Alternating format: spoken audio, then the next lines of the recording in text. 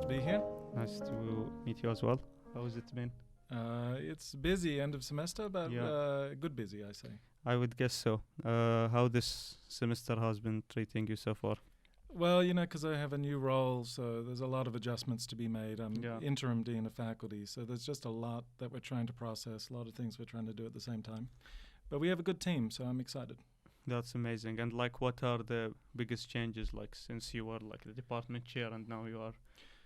I think it's just a scaling up, right? Because as department chair, I wanted to change the vision. I think when this university was founded, we had international studies as our major. Mm-hmm. But I felt like it would resonate more with the students, the marketplace, the job employers, but also with our funders if we moved to international relations.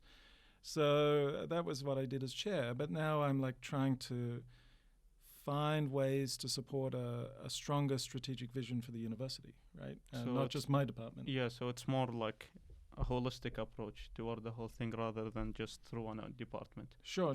And part of the reason we want to do that is we want to leverage interdisciplinary connections so that it's not one department working by itself, but one department working with two others to reach a goal. And that, I think we can unlock some powerful stuff.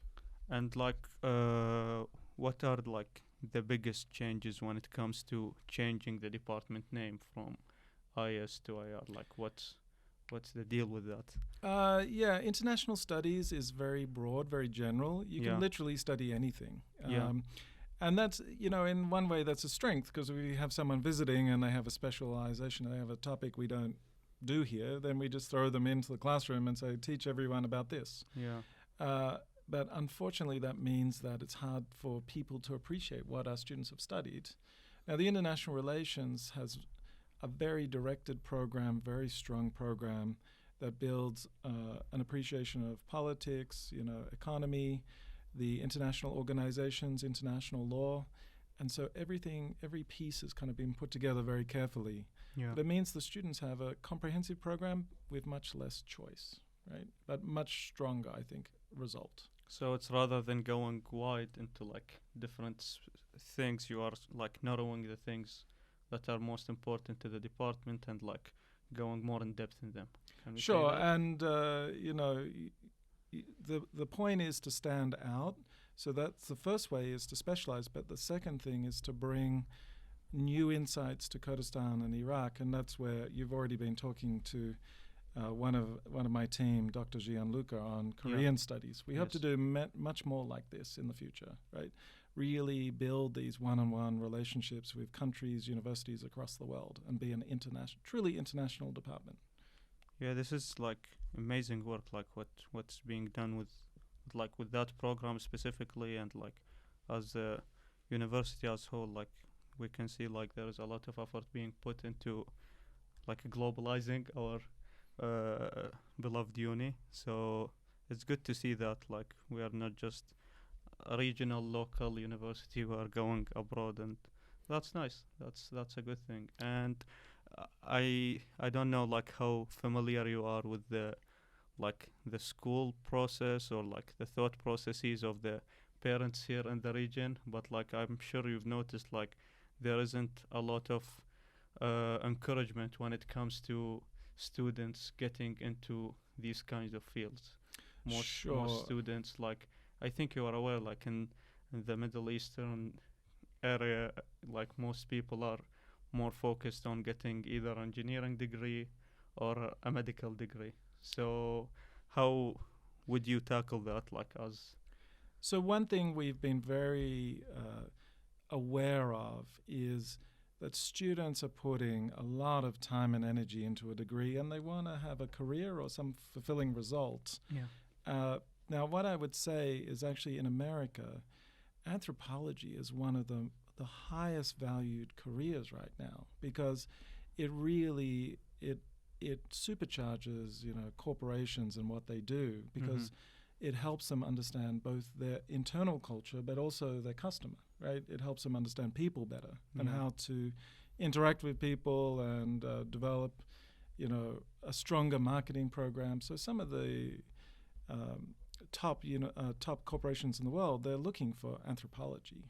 And we try and bring some of that into our program. We're trying to bring that human approach, but very systematic, very rigorous, because we feel there's a lot of added value. A lot of our students are in media, they're in corporations like Azure or in banks, and that's because they have very strong people skills. Now, on the specifics of our field, we probably don't need to train 200-300 IS or IR students in a year, right? I mean, it's still a niche, but it's a really valuable one. So the last time I know statistics, the IS students performed very strongly. We had one of the best employment records. We have the best track record for getting into graduate school with scholarships. People are getting paid well. So in this challenging environment, if you love this field, you will find jobs and job offers and careers, rewarding careers. But if you're just trying to go with the flow, we don't need hundreds. We need 20 good students every year, 25. Yeah. So that we can serve a really important niche. So if it's your passion, you will make a lot of progress. You will get a lot of benefit. But if you just want the easy route, maybe choose something else like business. Yeah. I mean, it makes sense, like you're emphasizing on like the quality of the people rather than just having large numbers of students, and like focusing on providing the best education for like a very not so broad large of students. And I think that's a good way looking at it. So moving now, I also want to get into you personally. So like you grew up in Australia. So how was that? I mean, I feel like I get more homesick by the day. I love Australia. Yeah. The thing about Australia is it's very relaxed. It's very chill culture. People are very friendly, and so everyone basically is your friend, right? It's just natural. You meet someone, you say hi, and then you invite them for lunch, and then you hang out. So I love that very social aspect of Australia. I feel like in the Middle East, if you grow up here, you have some of that same kind of very social culture, right? You're always with people, and you always have someone you can call to do something, and you're always together. Now, the thing about Australia is it's so far away, so it's a little bit isolating. Sydney overcomes some of that because it's the most international city of all the cities in Australia. Yeah. So that was fun. And I was lucky. I grew up near downtown, and Sydney. In Sydney. Yeah. If you know anything about Australia, it's very expensive. Yeah. So it's really a privilege to be that close to downtown Sydney, so that you can access all the best international talent, all the music, the theatre. It's a very vibrant city, and it's also very beautiful.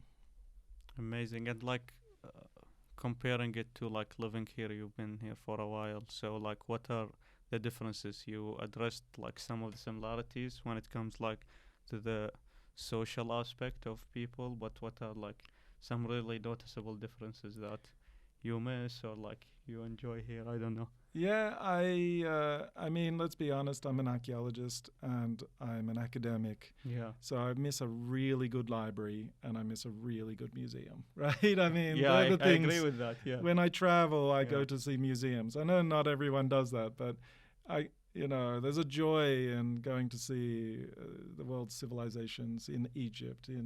Baghdad has a nice museum.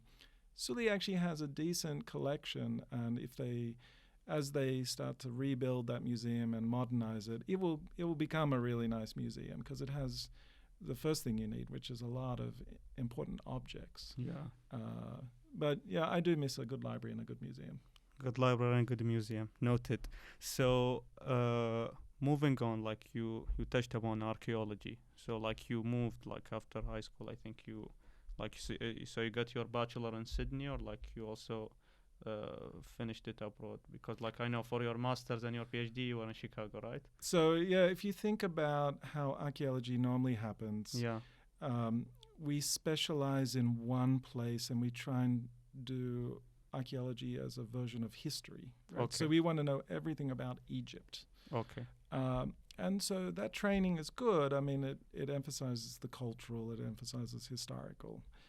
And I got a very good training. I was fortunate in Sydney because we hired some very top professors. Yeah. We had terrible library, to be honest, because all the books had been stolen years before I got there. But we had good people, right? And those people taught me a lot. Like my Professor Dan Potts, was probably the most influential. Yeah. Alison Betts, they accomplished scholars in their own right. Then the problem was they didn't do anthropology. And I really wanted to tackle my field and history in a new way.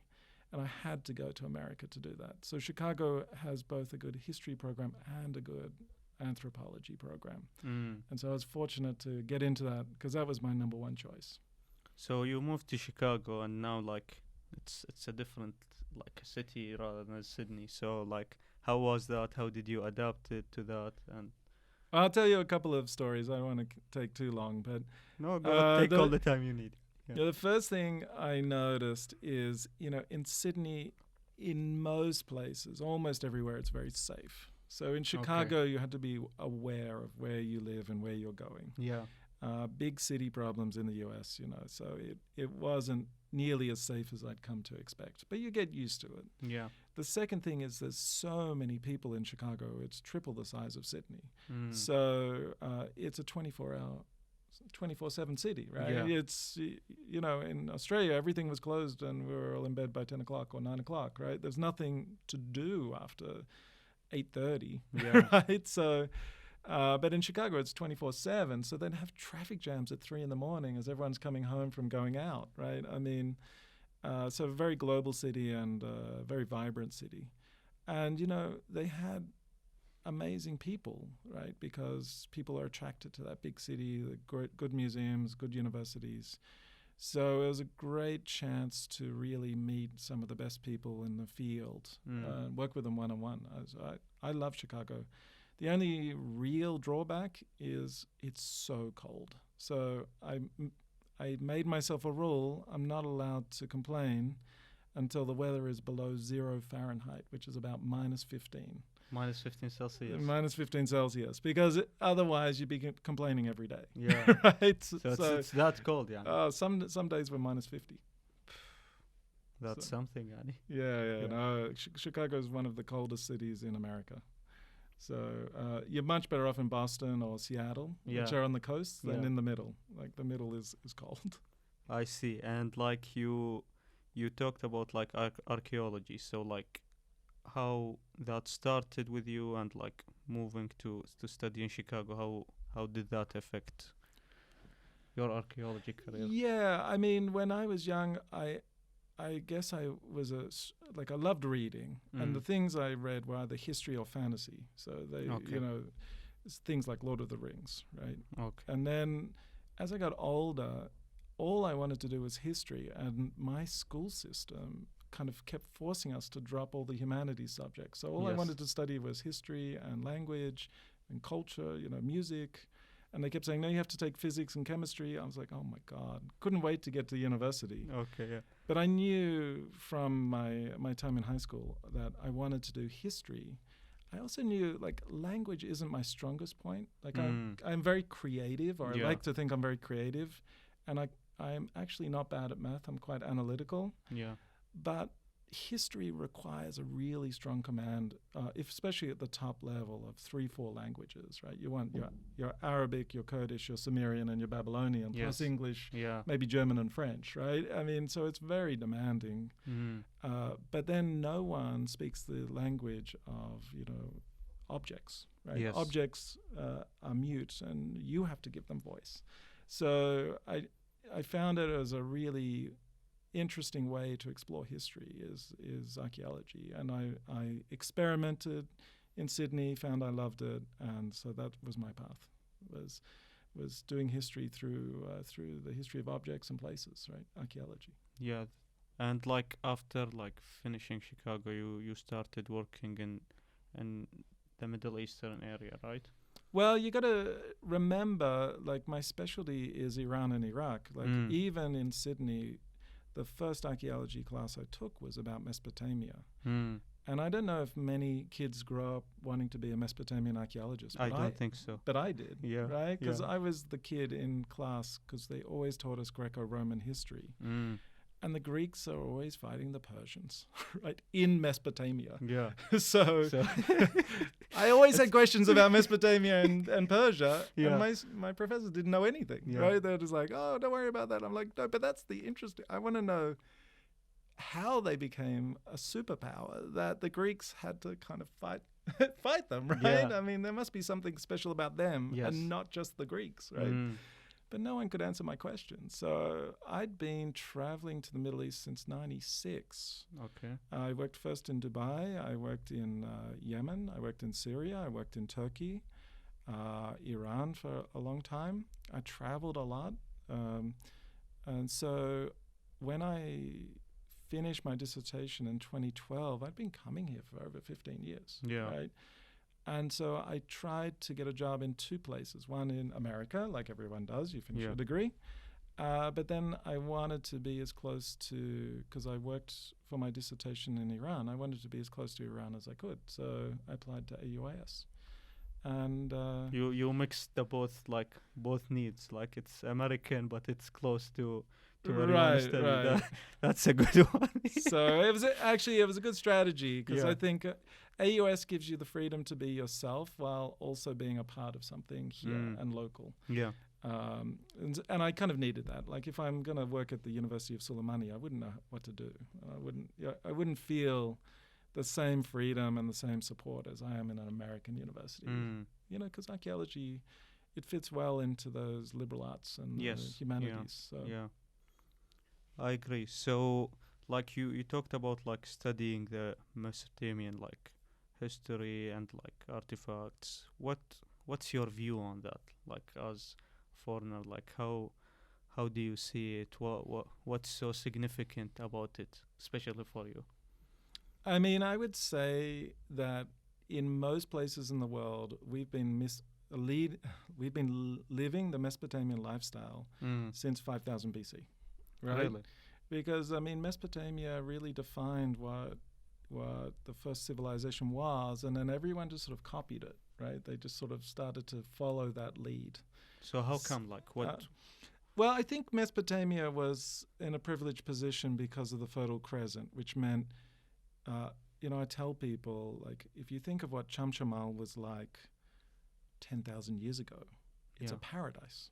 Right, I mean, it would be. Where else are you going to live? It's going to be one of the best places to live on Earth, right? I mean, not so hot because the Ice Age. Everyone has this impression it's going to be freezing and there's ice everywhere. Well, that's in the northern hemisphere and the southern hemisphere. In the middle here, it's wet, which means it's green, it's cool. Yeah. It's no hot summers. Maybe there's a little more snow in the winter, but okay, so you move down to Kirkuk or Baghdad region in the wintertime, and you move up to the Kurdish region in the summertime.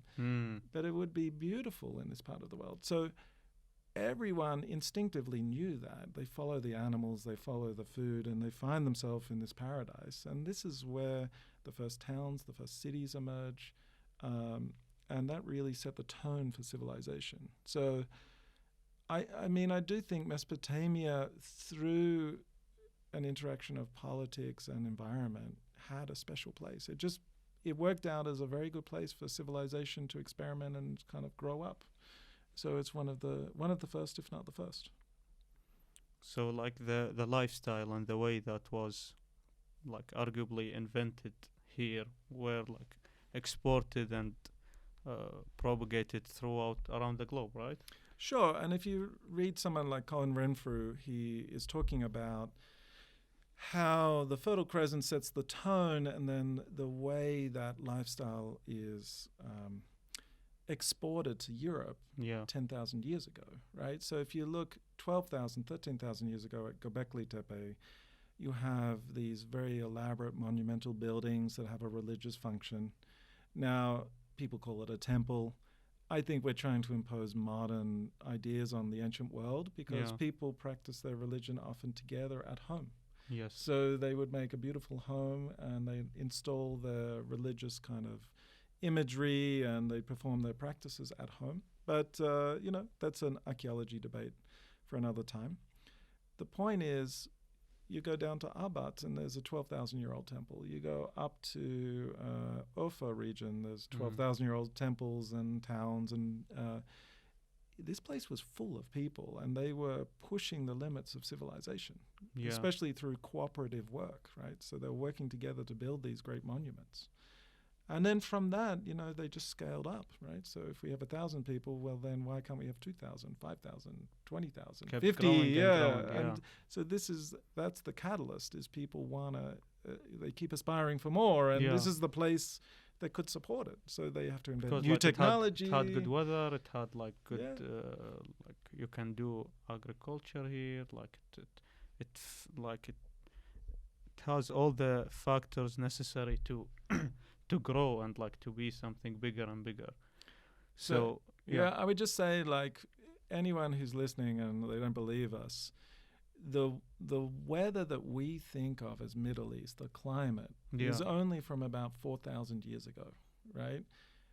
So if you go back further than that to the first cities, it was a very different place. It was much cooler and wetter, and so greener and more, environmental resources. So this place was a paradise, especially in prehistory and early history. It's paradise. That's pretty cool. So we also had the Hanging Gardens of Babylon, and I think you studied that's the most famous one that we had back then, and it's I think one of the 7 world miracles, right, or wonders of the wonders of the ancient world.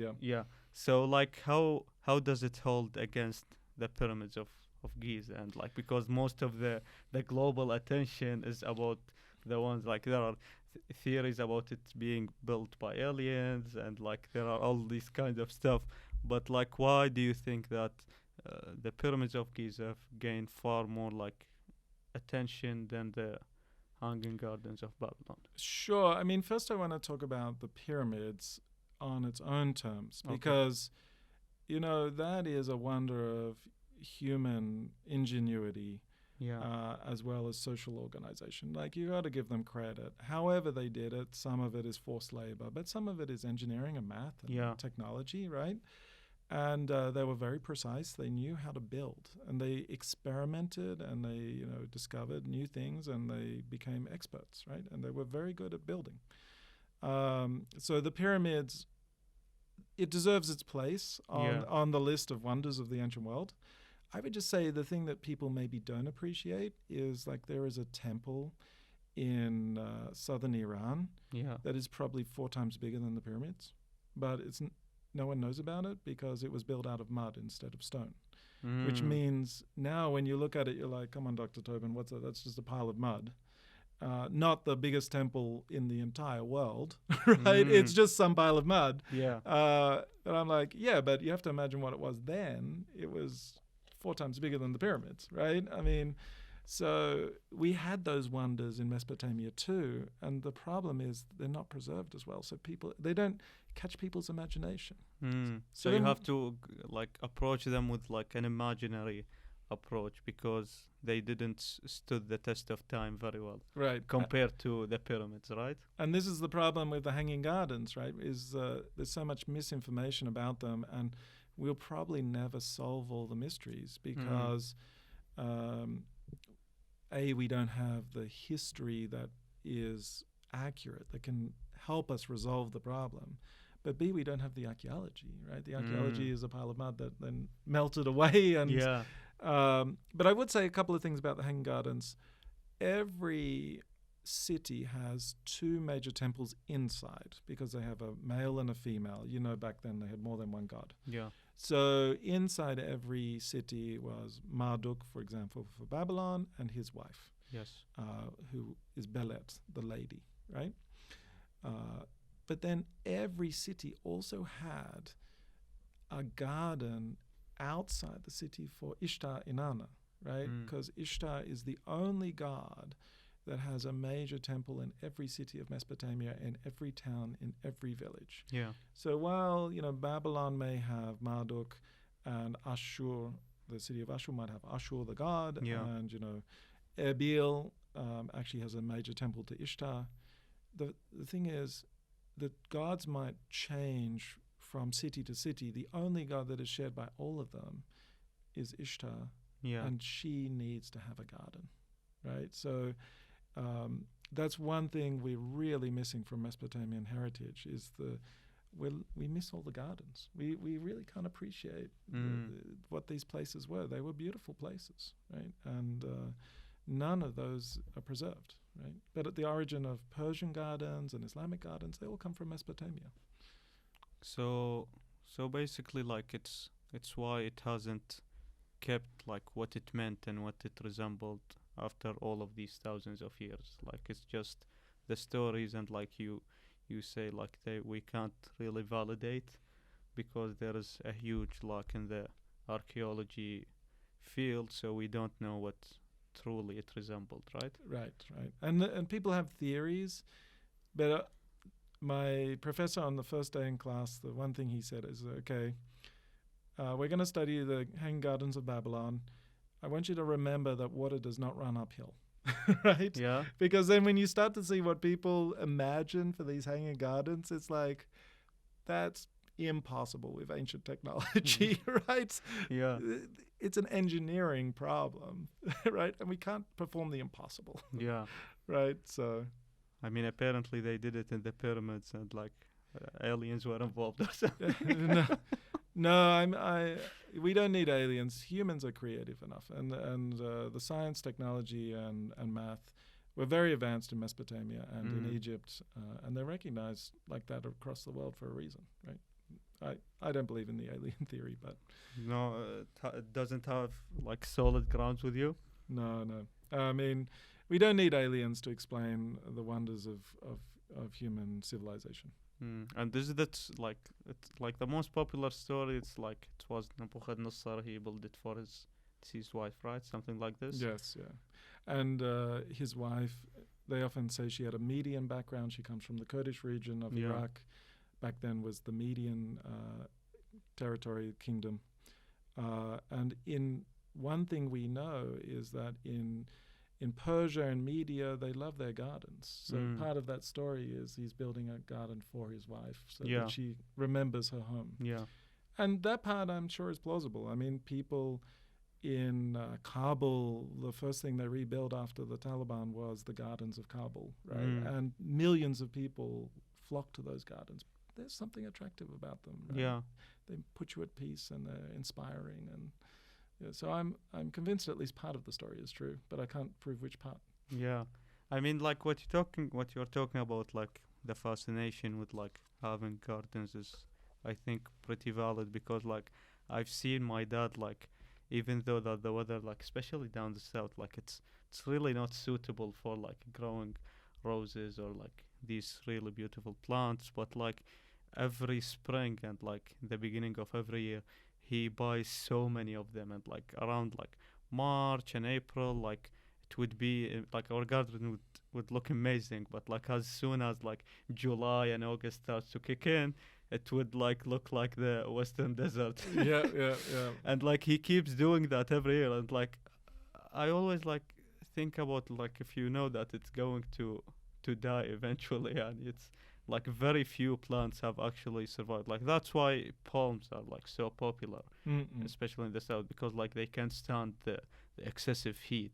Right. But like every year, like I've noticed this about him. Like he invests like these large amounts into like just making our garden beautiful, even if it was like for 2-3 months before the heat start to kick in, and we have to deal with their disease eventually. Sure. I mean, I would just say, like, one thing I found fascinating is you expect a king to brag about a war. Yeah. In Mesopotamia, the older kings, they bragged about, building huge buildings or walls. But how many kings actually bragged about gardens? Actually, a lot, right? Yeah. I mean, for them, there was no higher duty for a king than to build a garden. And so I see something of your dad in that. You just feel like you have to fight the odds and you have to make it work somehow, even if you have to do it again next year. Like you just... Yeah, because like it's also like they are really difficult to keep like a year around. Like to have a nice scenery of like plants and like trees, like year long, for like the different weather like conditions that we have. And I don't know, so many things go into to have like a well like beautiful garden. And like this is one of the really fascinating things that like I don't think a lot of people notice about AUIS.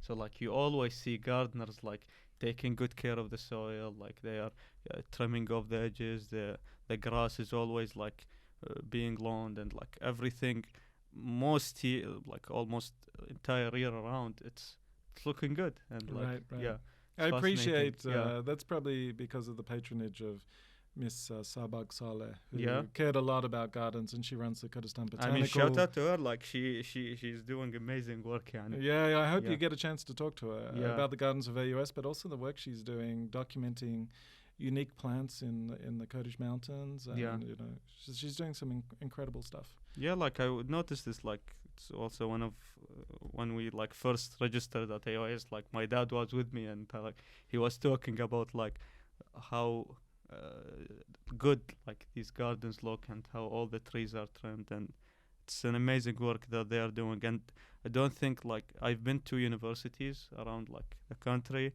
I haven't seen like this much effort being put into like actual real plants to keep them like as alive and like as vibrant year around. So it's amazing. It is amazing. Yeah. So like diving into like the history of Mesopotamia, like we had like so many civilizations and like so many empires back then, like the Sumerians, the Babylon was the last one, right? So and it all fell after Holako, I think, invaded Baghdad in 600 something. As I it's all from like back in the day when back I was in the day, back in the day. So what are the major histories, like lessons that we can learn from that history? I mean, I would say there's it's such a rich tapestry. So it's very hard to like pinpoint just a couple of things. But I will pinpoint a few things that maybe people don't know. Okay. So, for example, we know Hammurabi had a very, let's say, it was quite a comprehensive approach to law, right? Yeah. And he created his codex. We have 282 laws preserved. Yeah. But we also know that some are missing because one of the kings who conquered Babylon scratched some off the back, right? So we don't actually know how many there were, but probably around 330, 350 laws. Yeah. But we only have 282. But when you look at it from an archaeological point of view, you realize that there was a system of justice and law even in prehistory. And, you know, that's one of the things I did in Chicago. I worked with Dr. Abbas Alizadeh, and he was a prehistorian working in Iran. But what happens in Iran is happening all over Mesopotamia and this whole region. Is we really have proof that they took property rights very seriously, and if they take property rights very seriously, there must be a judge, there must be arbitration, there must be all these legal systems attached, right? Yeah. So you know, while Hammurabi's famous for codifying laws, there's a strong tradition of law in this culture going back even deep into prehistory. So that was one thing I found fascinating. And then the second thing I found fascinating, I told this to one of my professors because he was writing a book on early Mesopotamia, but he was an anthropologist. And he was fascinated by the first writing. And I said, you know, for the first 500 years, they basically don't use verbs, right? Because what is writing for? They're doing business. Right, the accounting, they're basically running these huge community banks out of the temples, right? So they don't need to write a letter to mom and, you know, hey, how are you? How's the weather, right? They're being like 5 sheep, 10 sheep to this person from this person, right? And that's they're very business oriented, which means when you look at Mesopotamia through that early Mesopotamia through that lens, you find all sorts of innovations. Like they're the first to create joint partnerships for business ventures overseas, right? And so, for example, you and I, we might each put in 50 shekel of silver, or you know, a fixed amount of silver, and we'd buy textiles and ship them to India, sell them, but bring back gold or spices or something else that we trade back in Babylon, right? So they created these business partnerships that ran basically international corporations, and they did that 5,000 years ago, right? I mean, they were really experimenting and pushing the boundaries of civilization, and to a large part they were very creative, but also very business oriented. And so one thing is, if you were an Elon Musk back then, if you were successful, you would put your money into the arts because you would want to beautify your city, right? Yeah. So there's a connection between these two fields, and it's I think you find that in the Islamic world, that the mosque is at the heart of the bazaar, right? Yes, You know? And so the same in Mesopotamia. They believed things should be beautiful, and the people who are successful should give back to their community by making their city beautiful. Yeah, so like you are putting work where like you are actually living, and like you are investing not only for yourself but like for future generations as well. You are building something beautiful for them. Right, and everyone can enjoy when the city is being built up as something beautiful, beautiful public spaces, beautiful buildings, supporting the festivals and the arts, right? Then everyone's enjoying that. So rather than just like accumulating the wealth, like you would actually like put it where like you are living and like your community and like the place that you are in, so it returns back on you in good way, because like you also want like merchants, when they visit your city, like they would be fascinated and they want to do more business with you rather than right, exactly. It have becomes attractive for everyone. The businessmen, the people interested in art and culture, everybody benefits. So Ur was an attractive city. People traveled from around the world to go to Ur. Yes, they wanted to see it, just to see it. It's a marvel, right? It's like how nowadays people go to cities just because of like how architecture wise it's fascinating, and like how it has like these big skyscrapers and like these huge buildings, where like back in the day it was mostly throughout plants or throughout having gardens, as you discussed. Like that was what people appreciated the most about the city. Right. And like it's really nice to see like how back then we were much more considerate about like the environment, and like how people had a better approach rather than just to build buildings. It was like to grow plants. So one of the reasons I chose anthropology is I could, because I think history is often seen as events. Right? Kings win a war and they build a building. Rise and fall.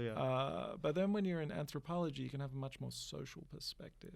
So I really enjoyed that side, that I can think more holistically about civilizations, and I can think more about people's place in them.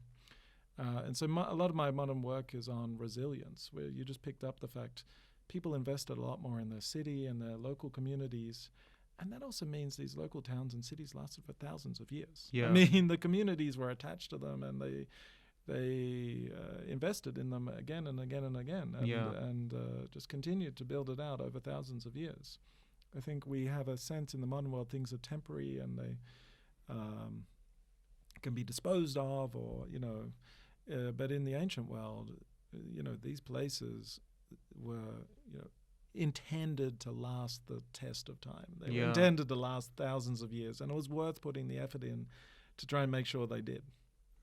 Yeah, it makes sense, like how all of these events like affected people on the social level. And I was just talking about this with with my friends like today, about like how when we studied history like in high school, it was, as you said, like it was the event, it was what happened. But like when we got here and like we started like looking at the social aspect of like how like this certain event has like affected people, and how like the way of life has been, like we went to in depth, especially with like in the indigenous people, for like how their life like turned around when like the first settlers and the first immigrants were like getting into this new continent, and how their way of life has changed, how what everything happened to them. And it's really interesting to not just look at it as like a movie or something that happened, but to think like these are people, and like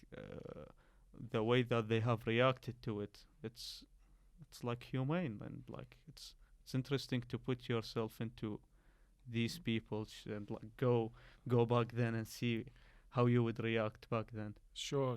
I mean, I think in history we have a tendency to try and find the hero and study Gilgamesh. Yeah. But then, we have the option to do social history and try and understand the people. Yeah. And that's the part that interests me more. So that I find that fascinating to try and put myself back in that time, back in that place. What problems would they had? What would their community been like? What was their lived experience, their daily life like? And, what is their legacy, right? Because a lot of the legacy comes from the millions of people doing the daily work of civilization, right? Yeah. Their name doesn't get on the plaque, but they built the football stadium that hosted the World Cup, right? Yes. And this happens all the time in history, right? Yeah, it's interesting, and like as well, like if you like put yourself into like that era and like that space and time, you also gonna see like why these events escalated and why X led to Y, because like people, when like they have certain issues, like they often need a leader, or like someone would like use that to get on top, and like that's why wars happened, and like territorialism and like all this kind of stuff happened, because like people were having an issue with something, and like someone said they had the solution. Right. Yeah. Right. So it's interesting to look at it from humans' interactions rather than just like events escalating somehow. Right. Yeah. Right. And I agree. Amazing. You talked about the artifacts that we have, like you talked about Hammurabi, you talked about all the Mesopotamian artifacts, and it's one of the sad things, like as an Iraqi citizen, to see how a lot of it has been destroyed, a lot of it has been exported and being displayed outside of its hometown. So how would you, what's your intake on that? I mean, if I could just frame things in terms of the Middle East, Iran and Iraq, which is where I have the most experience, right? So Iran, through the 18th, 19th century, they're under the Gajars. And the Gajars couldn't care less about pre-Islamic civilization. They were an Islamic civilization, and they did not want to explore Iran's ancient past. Okay. Now, Iraq was under the Ottomans, right? And the Ottomans, starting with Schliemann in Troy, suddenly realized that, this archaeology is worth something, right? Yeah. Because everyone knew there was treasure. Mm-hmm. But they didn't know that, like, you could find that much. I mean, Schliemann found an insane amount of treasure, right? As a private explorer, I think, it was 26 or 30 kilos of gold, right? He just found these caches of all these treasures. Do you have any idea where we can find such amounts here? I mean, I'm sure there is in, these places, they're rich, right? Yeah. But you have to do the hard work of finding the royal tombs, of finding the places where the treasure is hidden, right? Mm. And I think that's, one thing we can clear up is most people, when they put a spade in the ground, they don't know where they're digging. It's luck. Yeah. Right? And so most people don't find things that maybe because Mesopotamia is a rich civilization, maybe they find one or two things that are kind of cool and interesting. Yeah. But you're not going to get rich, right? Let's just be honest. 99% of people aren't going to get rich. You need a strategy. Yeah. And so I'm not going to tell you the strategy, because my recommendation is don't do behind the scenes. I don't want to do it. You can talk about the strategy. But, one thing, because as an academic, I already picked a side. Right? Yeah. I work with the museums, not against them. Yeah. But then if you look at the Ottomans, their response to Schliemann finding so much treasure was like, why don't we have a museum full of treasure? Mm. So then the Ottomans became treasure hunters around the Ottoman Empire, Egypt, Iraq, Syria. Yeah. And so they copied that European model. And the only thing that was probably to their credit was then they said, well, Istanbul needs an archaeological museum. So it was the first major archaeological museum in the Middle East was the Ottoman one in Istanbul, right? And you can still go in the palaces, right? I've visited them. When Iraq became a monarchy after World War One, Gertrude Bell, who was the granddaughter of Alexander Graham Bell, invented the telephone, right? Let's just be honest. You invent the telephone and you know what you're doing, you're rich. So he was, I believe, the 7th richest person in England, right? He was exceedingly rich as the Queen, basically. And so his daughter was the first one to graduate from Oxford. Because I'm sure Oxford, when Graham Bell said, I need my daughter to go to university, they're like, of course, right? You're one of the richest people I know. So, she's welcome. And she wanted to study the Middle East, right? So she first studied Persian literature, and then she studied Arabic literature. And then she got interested in archaeology. Now, let's be honest. Their intentions when becoming archaeologists weren't pure. Yes, they wanted objects for the British Museum, right? Because they were working for the British. But B, they wanted intelligence on the people living in Iraq and Syria. They wanted to know the people, Jordan, even Lawrence of Arabia was an archaeologist at one point because he wanted to get to know people. And so after they formed the monarchy, Gertrude Bell was put in charge of the Ministry of Culture, right? Because it was a British mandate. Iraq was under kind of British colonial patronage. And she did two things that were interesting. She created an antiquities law that made sure some objects had to stay, right? Because she wanted, but she did that for kind of selfish reasons, because she wanted to build up the museum in Baghdad. And the second thing she did was create the museum in Baghdad, right? It took about 30 years after Gertrude Bell for people to say, it's not okay with how much objects we're giving to the West. We're giving them too sweet a deal, right? They've had a sweetheart deal for century and a half now. They got enough treasure. Right. So it was basically the 50s after World War II that they started to say, okay, enough is enough, right? And if you want to come, you come as a scientist, but you're not coming for treasure. You don't get to keep the objects. Right. It took a little time in some places than the other, but we're still dealing with the aftermath of that century and a half of treasure hunting, right? Because a lot of the best objects around the world came from here. They came from Babylon, they came from Kirkuk, they came from Mosul. And these museums are enriched by having the collections from the Middle East, right? And they're making real money off it, like the Louvre in Paris. One of the things it's famous for is Hammurabi's Codex, the original, right? So I don't know if we'll ever be able to resolve that because it's a political problem. And Iraq is not yet able to force any country to give its stuff back. But I think over time we'll see much more stuff returning back to the Middle East because it's hard to defend all of the treasure hunting that happened, for centuries. So, and do you think the way is like through politics, or should people I don't know, raise funds and buy them back? What do you think? Honestly, I don't think you can afford it. And I say that out of all respect, but if you think individual pieces, for sure, if you can buy them back, I would imagine the Hammurabi Codex is minimum 100 million. I would say it's got to be a couple of billion. Couple of billions. Yeah. It's iconic. Right? And there's only one. So it's kind of name your price, right? So if you think of all the objects you'd want to buy back, you probably need $1 trillion, right? Yeah, you need a vast sum of money, right? There's two things you can do. One is keep digging because there's so much treasure still buried, right?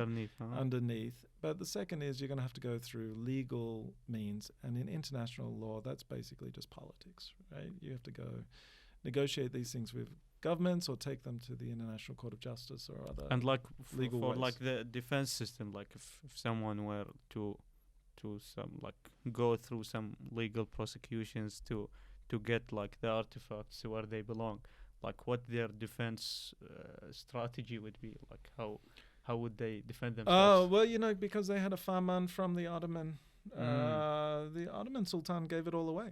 right? I mean, he's like, I'm drinking over here, you dig over there, we're all good, right? So, but he's giving away other people's stuff. He's giving away stuff from Greece, from Iraq, from Egypt. Yes. Didn't bother him. It was like, so he's like, you take some, we take some, we're all good. Huh? So they just point to that and say, we had the legal, permission to do this stuff. There's very few cases where they did this in secret, and Schliemann at Troy was one of the most famous. Right? Yeah. So I think you'd have a better case with Schliemann than some of the others. Okay, and we also had 2, I think, major incidents in the past decade, I think, when it comes to the artifacts of Mesopotamia, which are 2003 and 2014, whether it's the fall of the previous regime and how countries were here and they were taking stuff, and 2003 with ISIS. So how do you think that affected what was left already from the artifacts that weren't transferred outside? The thing I would say 3 things. The first is what you see is the tip of the iceberg. Mm-hmm. So especially in the south, a lot of those cities have been buried under up to 20 meters of soil, which means you see a hill. What you don't see is the city continues down and down and down and down. No ISIL, no Al-Qaeda will ever be able to destroy Mesopotamia. There's way too much, right? There is so much buried under the soil. So that's the first thing. Yeah. The second thing I'd say is it really was the sanction. So it goes back even before 2003 that people in the south in remote areas were digging for treasure and selling it to the highest bidder. To the highest bidder. But, it's an international system. So they sell it to an art dealer here who sells it on to Dubai, who sells it on to someone in New York, right? And there's a whole chain, and they know how to... And everyone navigate the... everyone gets a cut. Everyone gets a cut. The people who get the worst cut is the people who find the stuff. Really? Yeah. If you think, if I can somehow prove the legality of one of these cylinder seals, which they used to have a cylinder with an image on it, there was a signature they'd roll on their tablets. Yeah. The very best examples 25 years ago were going for $250,000. So just one cylinder. Just one cylinder seal. So the very best examples today are $1 million, right? Yeah. Plus, yeah. Right? Which means that guy, the farmer, is probably getting $100. Maybe $200-$300, right? I mean, that was maybe a lot of money for that person because at that time, $300 a month, you're like, okay, For him, it was a lot for the international art dealer, they're like, you idiot. You just sold me $1 million object for $100. Yeah, I mean, it's really fascinating how many how these things can amount to in today's economy, and it's really unfortunate that we are not having the better deal of this end, even though that it is this is where it belongs and this is its hometown. So what advice would you give to the younger generation when it comes to preserving what remained of our artifacts? I don't know. I don't think that's where you start, right? Because I think the challenge, I know in Kurdistan what's happening. I'm not as well versed as the South because I've lived here in the North. But people don't know their history. They don't know it. They don't know the history of Kurdistan. They don't know what objects are. They don't know, they know informally something someone told them. Yeah. But they don't really feel attached to it, and it's not really as important to them as it could be. So I think it has to start with people caring about it, right? Yeah. Because only then can you start to develop real strategies for protecting, promoting, and preserving, right? Yes. So the awareness is a big piece. Is it education? Is it media?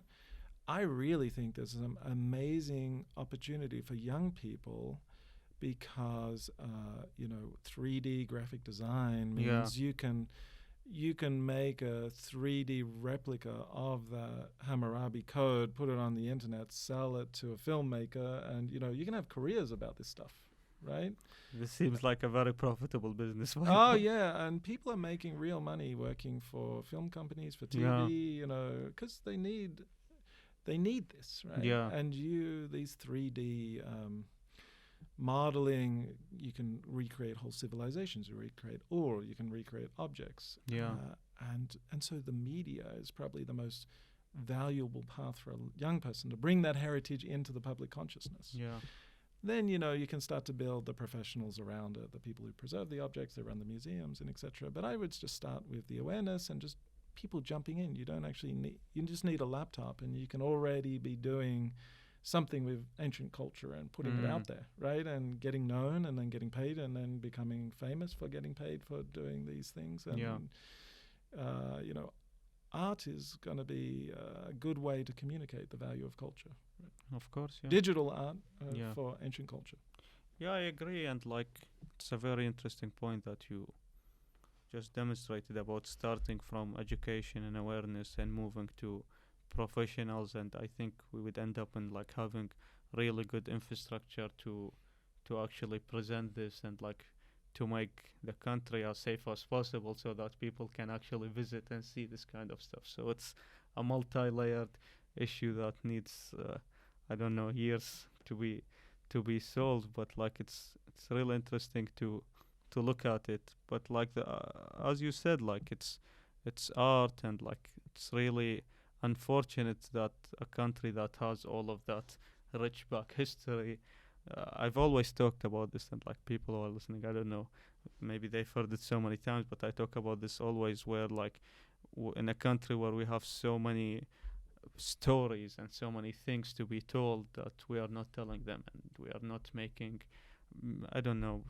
documentaries, movies and TV shows about what we have gone through as a country, where we're letting other companies and other countries just make their bucks out of our stories. And it's really unfortunate, because I don't know, I think this is one of the things that the new generation should look into. It's telling our story, because we have a really good one. So one of the things I'm fascinated about with what we're doing in our department, just to loop it back to AUIS, is we're trying to get really close to Korea. But one of the things that 50 years ago, Korea didn't know how to tell its story, right? It had to develop that industry. And I think it's a really good model for Iraq and Kurdistan, is you can build a vibrant industry around your culture, your history, your music, these magnificent places. I mean, I would love to walk down the streets of medieval Baghdad, right? And I know you can't go back, but you can go into a video game. You can go into a 3D VR experience, a movie, right? A TV show, and so then there's an incentive for people to tell their own stories and get them out there, right? So I think it is such it has so much potential, and I encourage young people to think about how they might, just jump in and experiment and be a part of it, right? Whether it's digital architecture, it's, creative design that includes elements of history. Yeah. There's an appetite for it, and there's definitely, if we start to watch Korean TV, why can't we watch Kurdish TV or Mesopotamian TV, right? We got to build that industry, right? Yes. And it's going to take 50 years, but it's got to start, and it'll grow, and it'll snowball, and it'll suddenly become, you'll be like, hey, what just happened? We actually became famous for all this stuff. Yeah, I mean, I talked with people who are in the writing industry, and people actually making, we can see that there are movies being made here in the region, and it's small steps, but it always starts like this. You start with that one short movie, moving to the big feature, moving to the series, moving to the big hit, and all of the things that would snowball, hopefully, in the future into all magnificent things. We have a tradition at the end of every episode where we talk about your favorite movie and TV show. So what would that be? I'll tell you one, just because my brother and I have been reminiscing. Yeah. When we grew up in Australia, we only had 4 channels, and one was in foreign languages, so we had 3. Okay. Right? So, and our government channel was exceedingly cheap. They would buy the cheapest thing possible. So we had a lot of Chinese TV dubbed in English. Yeah. So my favorite TV show growing up was Monkey, The Adventures of Monkey. And it was a Buddhist TV show about crossing the Himalayas to kind of understand. But it was, I mean, those guys must have a budget of zero. I mean, it was exceedingly low budget TV, but it was just so much fun, right? And I mentioned that show because the reason we were talking about it is they just relaunched the new monkey TV show. For real? Now they have millions of dollars, and it's a very high production. So that's a sort of fun. So if the monkey can do it, then I think we have a shot as well. So and then you said film. I mean, I grew up with Star Wars, probably Indiana Jones. I would say today, I still have a soft spot for anything fantasy, so Hunger Games and those sort of things. Have you seen the new one? I haven't. I do want to see it. It's really good. Okay, I will. It's really good, yeah. People are telling me to watch Napoleon. I'm going to try and watch that very soon. Yes, I'm planning to watch that as soon as well, but it's hectic these days, so let's see. It's a long movie. It's 2 hours something, and it's said that at the end of the year there will be a director's cut where it's going to be 4 hours. Oh my God. Yeah. Okay. So well, that would be something. I'm up for it. I mean, if you binge on Netflix, you watch 4 hours of TV. Easy, right? Yeah. So why not? That's what I'd say. I still love that fantasy element, but with history as the telling stories from history. What do you think about actual movies that actually represented some periods of the past? Who do you think has nailed it the most? Oh yeah, I mean, in ancient world, I don't think they're nailing them at all. I think there's a lot of just not good. Yeah. In terms of the effects and the fun of the story, okay, 300 and all those movies, but they're not historically accurate. Mm. But I think anything once you move into the 18th and 19th century, they've got these things down pat. They know what they're doing. So, the sets and the places still exist. You can still go to the Versailles and so I'm interested to see Napoleon, see how they do that. Anything with a Royal Navy or a set in the British court, they know what they're doing. They've been doing this for hundreds of years, and they kept everything so that they can keep it very accurate. Yes. The Americans are much more fantasy driven, and I think the British are more realistic. So there's sometimes it's really good to watch British cinema to get that realism. Sometimes gritty, but also sometimes historical. Gritty modern or historical stories that may be fiction, but they're set as if they were real. That they were in the royal court in the 18th century, for example. Amazing. Any final remarks before we wrap this up? Yeah, no, I'd just say, watch this space, because we're very aware that the social science, we're kind of a niche, but every student can join in social science courses for the core. Yeah. And so what we're really trying to do is make some of these experiences accessible to every student, including travel experiences. So, I personally took pride in building relationships to Venice, to Athens. We're building the same to Korea, and we're just going to keep building so that every student can, live, touch, experience other civilizations, other places.